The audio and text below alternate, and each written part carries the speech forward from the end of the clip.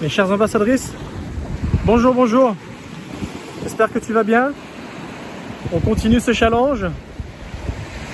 7 jours, 7 cas concrets et 7 bonus. Donc j'en arrive au 6e cas. Donc dans la dernière vidéo, je me suis trompé. Hein. C'est pas aujourd'hui la dernière, il en reste encore une. Demain, j'en referai une autre. Donc là, on va voir ensemble la situation, le cas de Sylvaine. Sylvaine qui a 53 ans, qui a une fille, qui depuis est devenue adulte. Hein. Mais l'histoire de Sylvaine, son histoire est particulière en ce sens que elle a beaucoup souffert. Je vais te raconter ce qu'elle a pu vivre. C'est quelque chose de terrible. Comme je te disais que j'y allais crescendo dans l'évocation des vies des personnes que j'ai pu conseiller. Et donc là, il s'agit de quelque chose d'un peu plus dur à raconter et certainement beaucoup plus dur à vivre. Alors, Sylvaine a été violée par son père pendant son enfance. Donc elle a subi l'inceste pendant plusieurs années. Et malheureusement, comme tu peux le savoir, un traumatisme de ce genre ne s'arrête pas comme ça. Comme s'il n'y avait jamais rien eu. Non. Elle a grandi. Elle a trouvé un compagnon. Ils ne se sont pas mariés. Mais c'était quand même la personne avec qui elle a partagé sa vie. Cet homme lui a fait un enfant. Comme quoi souvent on répète les choses qu'on a connues dans son enfance. C'est pas faux de le dire, malheureusement. Donc son compagnon a abusé leur fille. Et il allait jusqu'à même uriner dans sa bouche. Oui, je préfère le dire sans filtre parce que de toute façon, c'est comme ça que les choses se sont passées. Et c'est de cette façon qu'elle m'a raconté les choses. Donc il faut déjà le digérer. Mais non seulement ça, mais c'est qu'un jour, qui était pas n'importe quel jour, à savoir l'anniversaire de Sylvaine, son compagnon lui a dit je vais te faire une surprise. Et la fameuse surprise est venue. La surprise, c'était des amis à lui qui sont venus chez lui fêter donc l'anniversaire de Sylvaine. Et Sylvaine ne comprend pas, elle dit c'est quoi ton cadeau? Justement, c'est eux. Des amis à lui sont venus abuser de Sylvaine et de leur fille. Je te laisse imaginer le climat, je te laisse imaginer le traumatisme et les répercussions psychologiques. Donc, est-ce que Sylvaine a pu se construire normalement? Déjà qu'elle a eu une enfance détruite, et elle se met avec une personne, on va pas dire que c'est de sa faute, elle répète sans le savoir, elle était déjà une proie facile, elle a attiré ce type de personne qui a profité de sa faiblesse, il lui a fait subir bien pire. Alors, quelles ont été les conséquences, on va dire, de tout ça? Eh bien, elle est rentrée dans une grande dépression, très grande dépression. Elle a été et elle est toujours suivie sur le plan psychiatrique. Malheureusement, elle ne peut pas gérer sa vie normalement, elle est sous curatelle. Et à l'heure d'aujourd'hui, c'est sa propre fille qui est curatrice. Parce que ils se sont bien rendus compte que dans la vie, les psychologues, les psychiatres se sont bien rendus compte que dans la vie de Sylvaine, elle était incapable de gérer une vie relationnelle, une vie amoureuse dite normale. Les gens venaient la voir, et malheureusement, cette mauvaise réputation qui l'a suivie, venaient la voir uniquement pour avoir des rapports sexuels dégradants. Et pour elle, comme elle a troqué son corps sans savoir quelle était l'éthique qui était dessus depuis son jeune âge. Ça lui a paru normal pendant très longtemps. Et jusqu'au jour où elle s'est bien rendue compte qu'il y avait quelque chose de pas du tout normal dans tout cela. Et donc maintenant, elle lutte. Elle est très très très en colère. Et ce qu'il y a de bien, c'est qu'elle s'est mise pour la contribution sociale de sa situation. Elle a des aides, heureusement. Elle s'est mise dans une association justement d'aide aux personnes qui ont subi le harcèlement. Et elle aide des personnes, voilà, à s'en sortir, à avoir, on va dire, un suivi, une aide physique, une aide morale pour leur éviter de vivre ce qu'elle a pu vivre. Et c'est très bien. Donc cette association lui permet donc du coup de se donner l'impression de faire aux autres ce qu'elle n'a pas réussi à avoir, de peut-être symboliquement changer le passé qu'elle n'a pas pu changer. Et c'est ça en ce sens que cette association lui apporte quelque chose de très très positif pour elle. Alors, ce qui est difficile à l'heure d'aujourd'hui, c'est que elle a du mal à chasser sa colère. Elle a du mal à chasser sa colère parce qu'elle est très très en colère. Si elle pouvait changer les événements passés, elle le ferait, mais malheureusement, la seule chose qu'on ne peut pas faire lorsqu'on a subi ce genre de choses, c'est changer le passé. Elle continue à avoir des rêves, des cauchemars, où elle refait la scène. Elle se dit, si je pouvais, elle se lave jusqu'au sang, tellement qu'elle se frotte. Parce que pour elle, c'est comme si c'était un moyen de se nettoyer. Et oui, on dirait à quel point ça touche la psychologie d'une personne.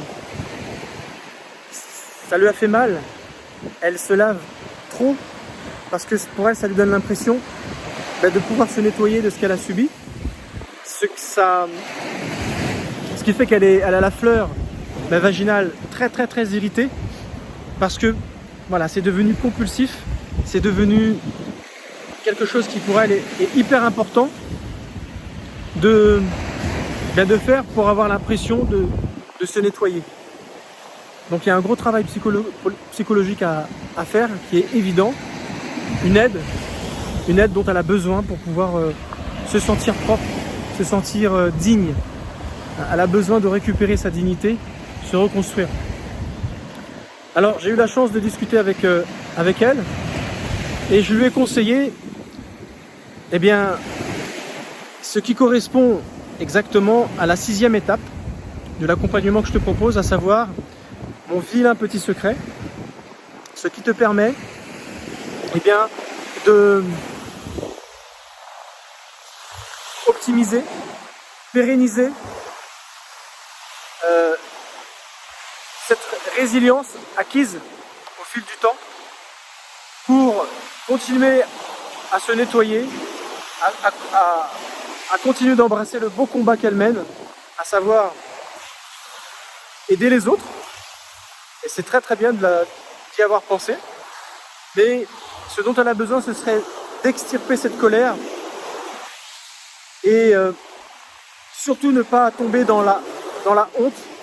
Parce que ce qui fait qu'elle est tombée dans la colère, ce qui est tout à fait normal, c'est que le fait de se rendre compte de cette salissure, de cette éthique qui n'a pas joué en sa faveur, et de se rendre compte que les gens ont abusé de son innocence, de la fleur, de sa pureté, c'est ça qui la met dans cette colère. Elle s'est rendue compte que la sidération de l'époque ne lui a pas permis de réagir correctement, d'avoir des actions concrètes à l'époque où elle vivait ces choses. Maintenant qu'elle est mature et qu'elle a compris, 53 ans quand même, heureusement qu'elle a compris, et maintenant c'est toute cette colère qui remonte, parce qu'à cette époque, elle n'a pas eu les armes, elle n'a pas eu la pensée, elle n'a pas eu la réflexion, elle n'a pas eu la maturité pour pouvoir agir comme il fallait. Et pour cela, elle s'en veut. C'est surtout là en fait que le bas blesse, c'est qu'elle s'en veut énormément. elle s'en veut énormément. C'est pour ça qu'au travers de chaque petite action qu'elle aura vis-à-vis des autres victimes, grâce à cette association, elle aura l'impression d'avoir une victoire finalement, de gagner pour elle-même.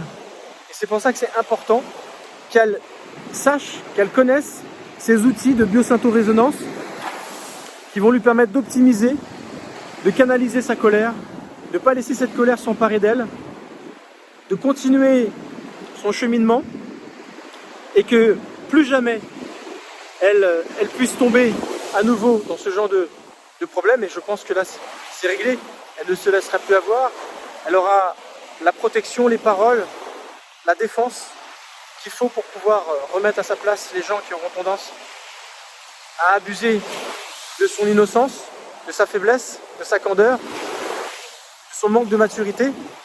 Maintenant, elle a compris toutes ces choses, mais ce dont elle aurait besoin maintenant, eh bien, c'est de se donner une deuxième chance. Elle aimerait trouver la bonne personne, et je lui ai fait comprendre que pour cela, il faut avoir dépassé ce stade de colère, s'être pardonné soi-même, pour mieux pardonner ce qui ne sera jamais changeable dans sa vie. Bien sûr, action en justice, ça, c'est toujours faisable, mais taper sur quelqu'un, lui lancer des pierres, oui, on n'a qu'une envie. Vaut mieux utiliser les procédures légales, parce que si on devait le faire nous-mêmes, on deviendrait des meurtriers. Mais quelque part, c'est psychologiquement légitime. Et certainement qu'on en a besoin pour continuer d'avancer dans sa vie. Donc là, je viens de te décrire le désir que Sylvaine a. Elle a ce désir de trouver la bonne personne et de refaire sa vie. Et c'est tout le bien que je lui souhaite, parce que franchement, elle le mérite. Donc, je te donne ce défi. Si jamais tu t'es reconnu au travers de Sylvaine, si tu t'es reconnu là, eh bien, si jamais tu ressens de la colère vis-à-vis de ton bourreau, de tes bourreaux, pose-toi la question, de quel ordre est ma colère? Est-ce que c'est une colère cohérente par un amour qu'on t'a volé, qu'on t'a abusé? Ou est-ce que c'est une colère parce que tu t'en veux à toi, tu te sens sale, tu as honte de toi? Essaye de discerner quel type de colère tu as. Si jamais c'est envers toi, le chemin est presque atteint.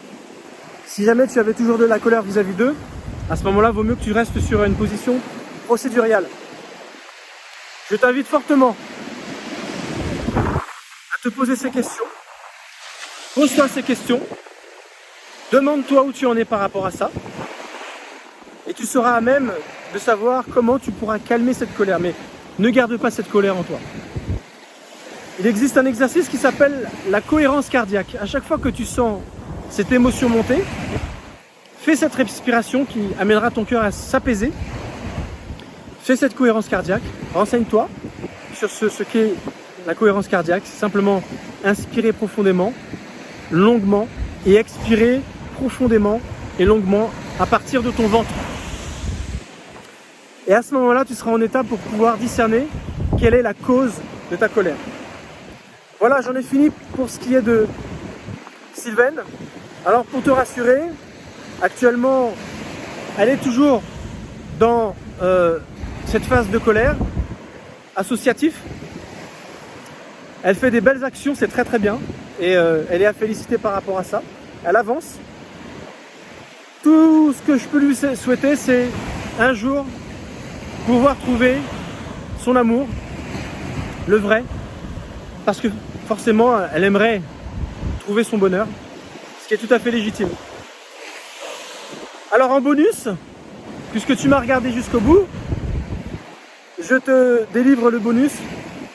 C'est une étude de cas que j'ai pu avoir avec Vanessa, 36 ans, qui